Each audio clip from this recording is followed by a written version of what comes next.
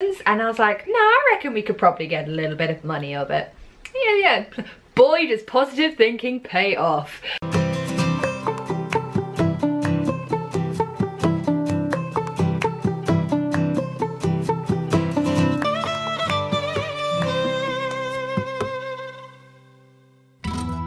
Hi guys, I'm back.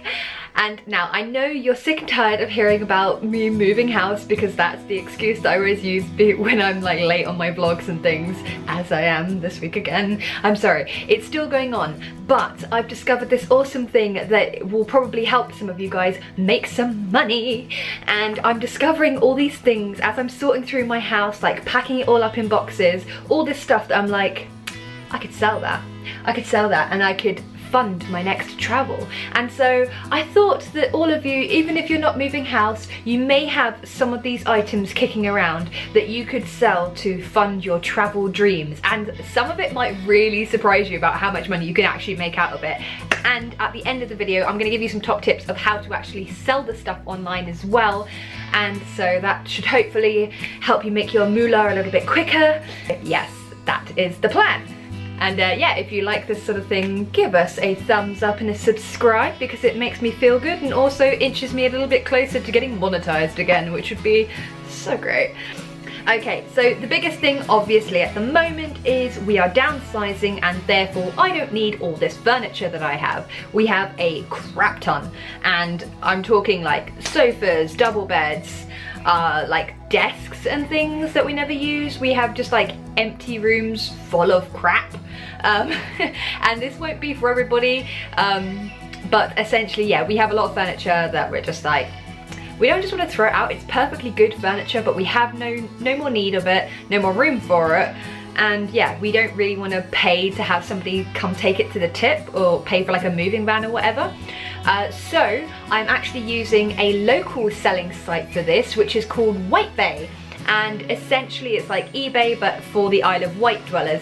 It makes shifting unwanted furniture a lot easier, because you don't have to worry about international people going, do you ship to China? And I'm like, no, I'm in England, bitch. It's just like local people in my area, and it's free. You just upload pictures with the description of the item and like dimensions and stuff, and then people can contact you saying, I want that, and you can haggle over prices or something. Sometimes if you just want to get rid of stuff, you don't want to make any money, you can just put collection and free on collection, and people do come just get rid of your unwanted stuff.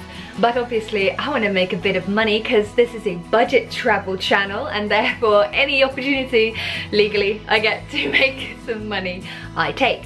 So we actually sold the sofa just now back there that we haven't been using in forever. Got £60 for that. The double bed that hasn't been used in 6 months, that is in the spare room, that actually went for £70 as well. And again, it isn't like a brand new bed, it's had people sleeping in it for years, just not recently, and it's perfectly fine, not dirty, not broken. So yeah, listed that, took some nice, you know, quality photos and things, and listed all the dimensions and, you know, the description of it. I was super honest if there was like any breakages or any damage or whatever. I like showed it in the picture and let people know that, so they knew what they were getting, they weren't like being duped. So I got rid of that, and so we have like little side tables, desks, chairs, all sorts of things. And yeah, I'm sure that you will find something in your house that you're like, I haven't slept whatever on that in forever, and we just don't need it. Guest bedrooms are the biggest thing. Like, how many of you who have a guest bedroom actually have guests that often? Come on. And if you do, are they just your drunk mate who then sleeps on the sofa and doesn't need a bed? Who knows? If you're in that position, then yeah, furniture's a fantastic way. And if you have a local selling site as well, that is absolutely a godsend. Next biggest one for a lot of you, I reckon, is going to be clothes. I am not a big fashion person. I basically wear whatever's comfortable and cheap and somewhat durable.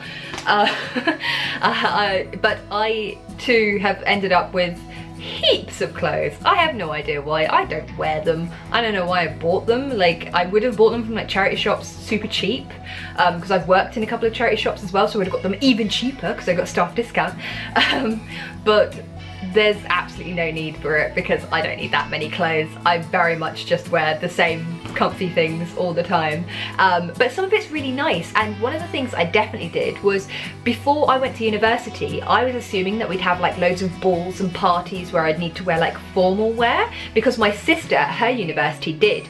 And apparently my university was not a fun one, or it just took itself really seriously and we just studied all the time. We had no parties. So I have all these like ball gowns and things that I picked up from charity shops super cheap, but they are quality and gorgeous. And so I was like, I can definitely get something for those. So I actually have a mannequin body that, again, I got from a shop that was closing down. And I think I paid like £8 for it or something. Normally if you look online they're like £60, so bargain. I just put her on a plain background. It's a she, of course, she has breasts. And I put all the clothes on there, and I might like style a little bit, just like jewelry and stuff, and then take the pictures again, and I was listing that on eBay. With clothes, I think eBay is probably your best friend. That is because you've opened it to international sellers, which allows for more bidding, more people, more eyes on your product, which must equal more money, hopefully. And yeah, it's cheap. It's pretty easy to like list stuff. It does take a bit of time, but at the end of the day, if you have a bit of time and you have a crap load of stuff, it's totally worth doing it. If you don't have the time, eBay even has the option that they can sell it for you. They do take a bigger cut then, obviously, but if you have like an absolute crap ton of stuff, or it's like really high quality stuff like bridesmaids dress and things that you know you're gonna get a higher price for, you might wanna do that if you don't have the time to list it. Get eBay to do it for you. I'm just selling a whole bunch of clothes, and yeah, so far, making quite a bit of money very nicely. And again, it's stuff that was just kicking around that I wasn't using, that I'm not finding joy out of anymore, and this way it's bringing joy to somebody else. They get a bargain, they're happy, they're gonna wear it, or do what I did and just leave it in the cupboard and be like, I still have this. One of the best ones that I have discovered that I did not think I was going to make that much money doing this is, I've been going up in the attic or loft or whatever, I don't know what other words there are for it, the room up in the roof of the house. We have stored like childhood toys and sets of things like Lego and Playmobil and Barbies and all that like old stuff from our childhood.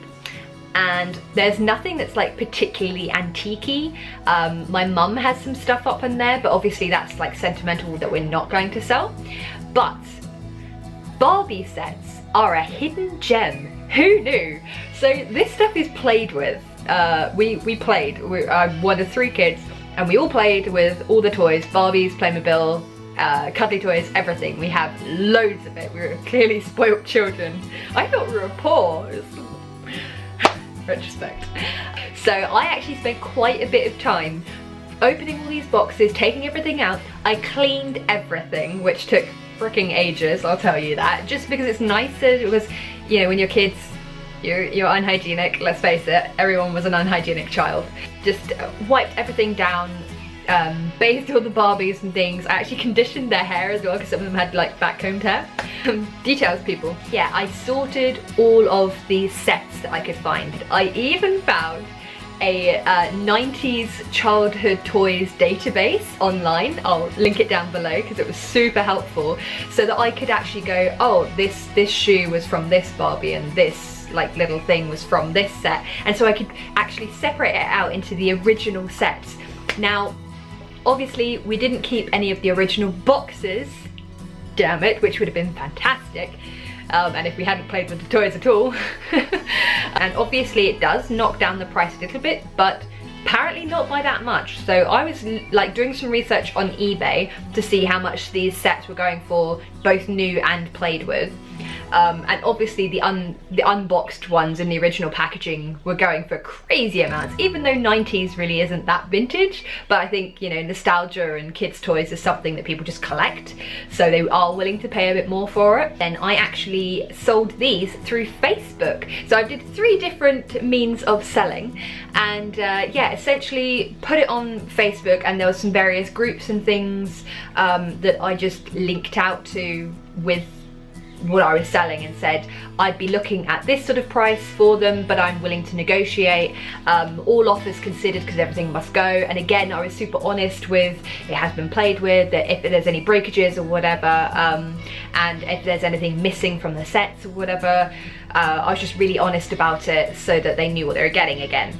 And yeah, I was overwhelmed with the response, like within and can I have this, can I have this, can I have this, multiple sets. And I hadn't even listed it all because we have piles of this, boxes upon boxes of toys from back in the day.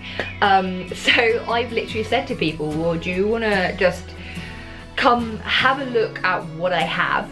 I'll take pictures if you can't come, whatever, and you can just choose what you want and then I'll do a job lot price for you, which is super handy again, because that's like, here's another £80, or you know, even more than that in some of them. We've got some Cindy sets as well, which are very vintage because Barbie kind of trumps Cindy and everything now, and so Cindy kind of fell by the wayside, so they're a bit more rare. Essentially, yeah, we just wanted to get rid of all this stuff that we're not using. So it was actually a nice surprise to find that I could actually make quite a bit of money giving these stuff a new home, like giving toys a new home. It was like, or it was like Toy Story again, where the Toy Story 3, spoilers if you haven't seen it, although why haven't you seen Toy Story 3? When they get played with again. Oh, I hope that the Barbies are enjoying themselves in the new homes of the little girls and boys. Let's not be sexist, boys can play with Barbies too. I'm off on a tangent again, aren't I? Okay, so yes, I have managed to declutter, make money, and just have a bit more space and less things to pack whilst I'm moving house. So I think it's a win-win-win-win-win, and yeah, plus like some kids and some people are getting some furniture, toys and all that sort of thing that they desperately needed, wanted at a discounted price. So win-win-win. Yes, so now I will give you some top tips of selling your crap online. If you have watched my videos for a while, you will know that quite recently I did the best TED Talks ever. I can't even remember the name of my own video. It was like my favorite TED Talks, and one of them was the power of storytelling. It does link up, I promise. This guy describes this experiment that a journalist did. He went on his computer and he bought 200 objects from eBay. And the average price of the objects were about $1. He then called 200 authors and he asked them, hey, would you like to be part of the significant object study? Which means that I would like you to write a story to one of the objects. That he went on eBay again with all the 200 objects. Would there be a difference? Would there be a change? Do you think there was a change? One of the objects was this beautiful horse's head. There we go. The beautiful horse's head. Now this beautiful horse's head was bought for 99 cents and was sold, when the story was added, for $62.95. That is a slight increase of 6,395%. So was this a one-off situation? Not really, because he bought the 200 objects for a total of $129, selling them for $8,000. Simply because it had a story with it. And again, it's not duping people, it's just that we connect so much more when it's not just a product, it's a product with a story and a background and a life of its own, and then we can imagine it in our lives and how we would use it and how it would improve our lives. And I think when you are selling anything online, except yourself, then that's really what you want to sort of tap into. Obviously, it's super important to have high quality photos and to give as much detail as possible, but if you can nail a really great story or background or atmosphere to build around a product, it will change it so much. And naturally, I'm a writer, and so I was quite good at this. It might seem like it's really difficult. How do you create a story with clothes? You can actually do it with clothes. So you can add on some like accessories and things, as long as you're clear that it doesn't include those, that it's just the item that you're selling, not all the rest of the stuff. But again, it helps build this idea of this is the sort of person who would wear this, and this is how they might style it and that sort of thing. So if you can create a story behind it in that this is something that you might wear to a brunch out with a friend whilst you have a cheeky mojito, all that kind of crap. So lots of emotive words and things like that.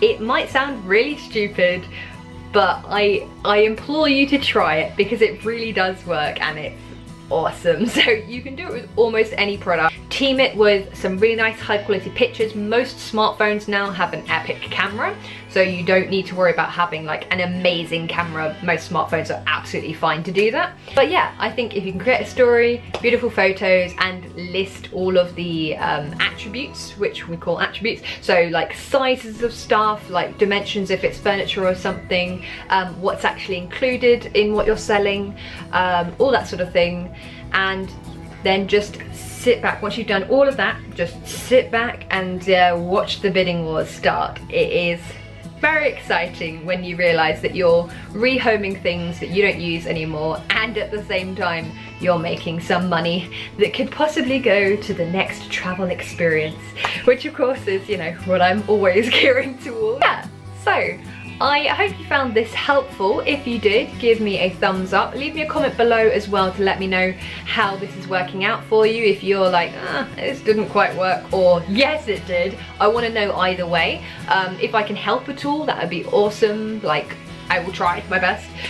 Like I say, super busy with moving house and working 2 jobs and everything at the moment, but hopefully I will have some very cool stuff coming soon. I'm gonna do a video of like, what do you guys want, basically. You can start sending me what you want now, but yeah, some what do you want kind of videos, and I've got some ideas that I'm gonna run past you, and if you're like, yeah, that sounds dope, I'm gonna do it, and if you're like, I will not watch that, then I won't do it. So, or I might do it anyway, I don't know.